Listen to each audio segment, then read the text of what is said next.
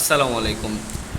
সুপ্রিয় অষ্টম শ্রেণীর শিক্ষার্থী বন্ধুদেরকে আজকের বাংলা ষান্মাসিক সামষ্টিক মূল্যায়ন 2024 এর শিক্ষার্থীদের জন্য নির্দেশনা, নমুনা প্রশ্ন বা নমুনা নির্দেশনা নিয়ে হাজির হয়েছি। আমি আবার বলছি, এটা একটি নমুনা নির্দেশনা। সো তোমরা অবশ্যই এটিকে নমুনা হিসাবেই দেখবে। এর আগেও আমরা আমাদের চ্যানেলে 3টি নমুনা নির্দেশিকা তোমাদেরকে দিয়েছি, সেগুলো দেখতে পারো। আর তোমাদের আগামী 14 তারিখে তোমাদের নির্দেশনা প্রকাশিত হবে সন্ধ্যা 7টার মধ্যে। তখন আমরা এই চ্যানেল থেকে সেগুলো প্রোভাইড করব। শিক্ষার্থী বন্ধুরা, চলো আমরা ডাইরেক্ট প্রশ্ন নিতে যাই। অপারেশন কদমতলী গল্পটি পড়ানোর আগে তোমাদের বাংলা বিষয়ে স্যার বলেন, মুক্তিযুদ্ধ সম্পর্কে তোমরা কি কিছু জানো? যদি না জানো তাহলে তোমাদের এলাকায় যে কোনো একজন মুক্তিযোদ্ধার কাছে মুক্তিযুদ্ধ সম্পর্কে জানতে পারো।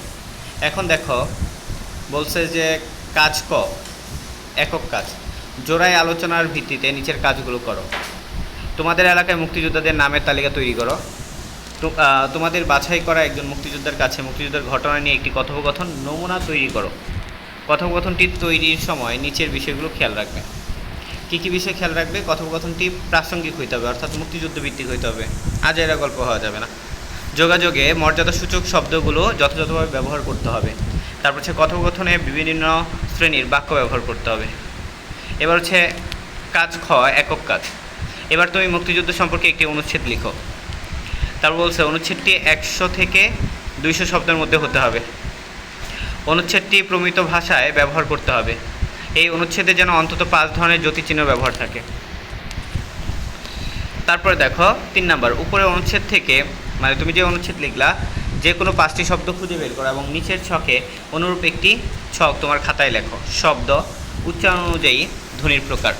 সো আমি যেই ধরনের গ্রামাটিক্যাল বিষয়গুলো এখানে আলোচনা করতেছি, ডিসকাস করতেছি, পরীক্ষায় এই ধাঁচের প্রশ্ন আসবে। সো তুমি আশা করি এখান থেকে একটা খুব ভালো ধারণা পাচ্ছ। এরপরে খেয়াল করো, বলছে যে নিচের ছকের অনুরূপ একটি ছক তোমার খাতায় আঁকো। তা বলছে তোমার অনুচ্ছেদের ব্যবহৃত 2টি করে সমাস, উপসর্গ, প্রত্যয়ের মাধ্যমে গঠিত শব্দ শনাক্ত করো।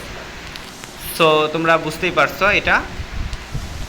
তারপরে দেখো, তোমার অনুচ্ছেদে ব্যবহৃত যে কোনো 10টি শব্দ বাংলা অভিধানের নিয়ম অনুসারে সাজিয়ে লেখো।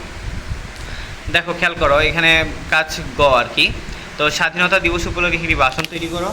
লিখিত ভাষণটি দলের সামনে উপস্থাপন করো। কাজটি হবে একটি দলীয় কাজ। 150 থেকে 200 শব্দের মধ্যে ভাষণটি লিখতে হবে। ভাষণটি পোস্টার কাগজে লিখতে হবে, যা তোমাদের স্কুল থেকে প্রোভাইড করতে পারে। দলের প্রত্যেক সদস্যকে সক্রিয় অংশগ্রহণ করতে হবে।